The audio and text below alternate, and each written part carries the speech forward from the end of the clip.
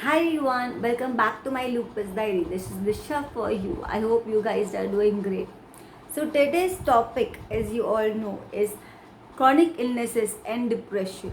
Yes, something that is very common. But before we start with the vlog, please do subscribe to my channel if you still have not, and press the bell icon down there so that you get notified every time I come up with a new vlog.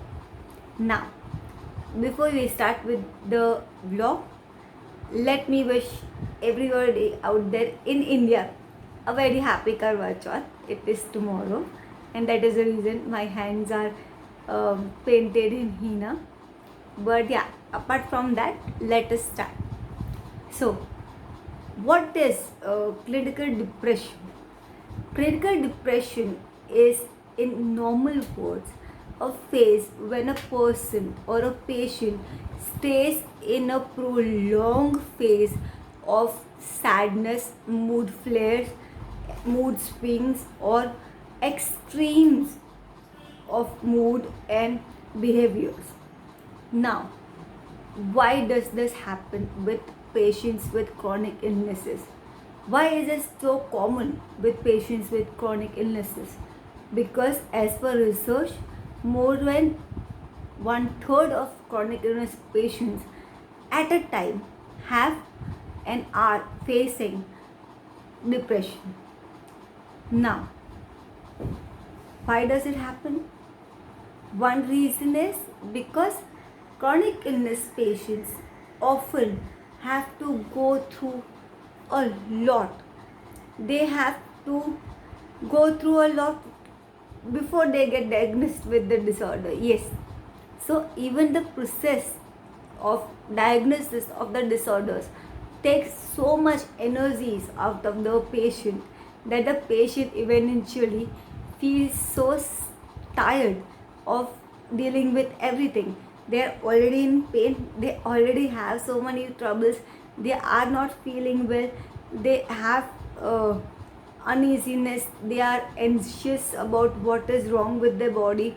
There is nothing that doctors have been able to detect or say at the first.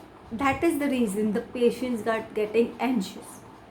Now, once that disease gets diagnosed, the patients have to go through a very long, or if I may so say, a lifelong treatment, which means the patient has to go through the hospitals and doctors and treatment processes and procedures all their life. There is going to be a lifestyle change, there is going to be change in everything of their life. That means the way they work will change, the way they party around will change, their social will change, their work culture has to change if needed, their friends might back out at times. There are so many people who might be left with nobody to support, because everybody knows that chronic illness is something that is lifelong, and there are very few people who will be ready to support you in your fight or your struggle through this. In this course, where the patient has to go through all this and at once, the patients often start getting depressive to a point that they start having suicidal thoughts. Yes, we will have a whole vlog on suicidal thoughts and chronic illnesses, but this is not the day. This is just an introductory vlog, right? So this is what it is, and this is why most of the chronic illnesses patients do have a depressive phase once in their whole chronic illness phase. Like in my case, if you would like to know, I have lupus for over 2 decades now, but I did not have depression until I actually got celiac and gastroparesis. Why I ended up with depression was because when I got detected with lupus, I was a kid. I was 15 years old, and it was still something I could fight off with the support of my parents or with the unawareness of just being a kid around. But this time I was alone. I did not have my parents anymore. I had no siblings. I had the least possible support system available, and I had to face it all myself.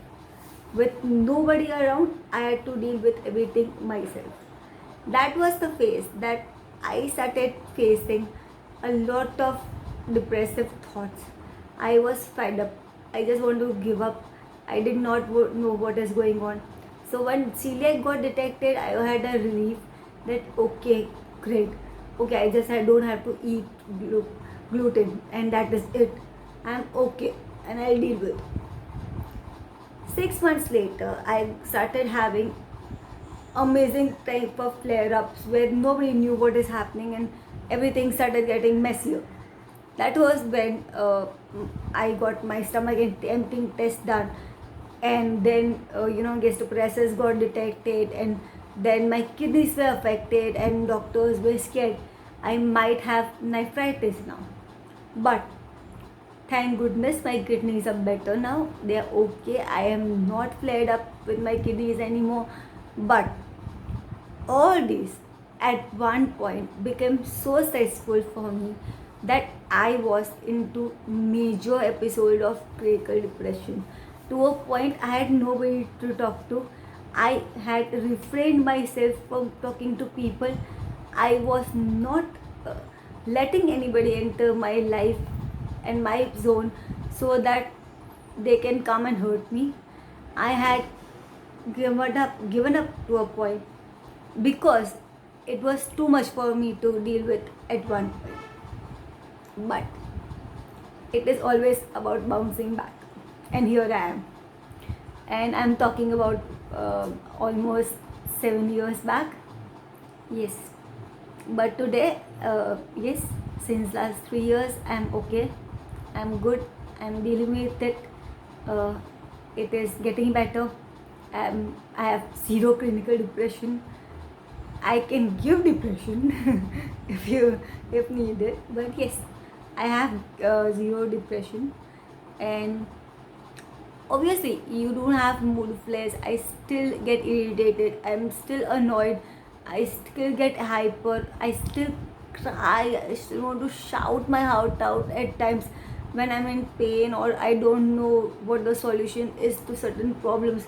But I am not into a prolonged phase of depression where it does not go away.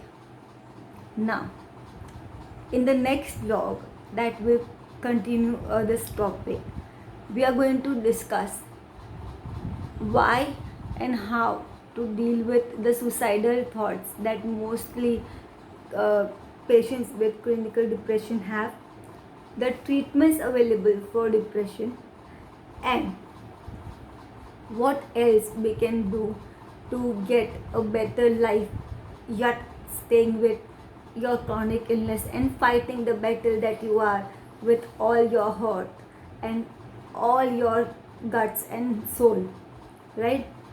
Even if your gut is affected, trust me, just keep going. Life is about living it. Life is about you know just keep doing things, and somewhere life will take you to the place you have to be. Somewhere you will get happier, and yeah, keep smiling. That is how it works. Yes, you have to keep smiling even in the worst of your life span, uh, phase, I mean, because that is the only way you can deal with and fight depression out.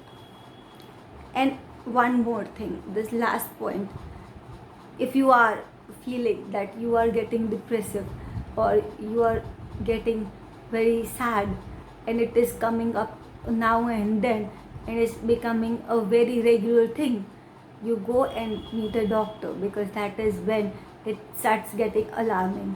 So before it is too late, meet a doctor, get it checked. I'll see you in the next vlog and we talk about depression in detail. Until then, this is Disha signing up. Take care. Bye bye, guys.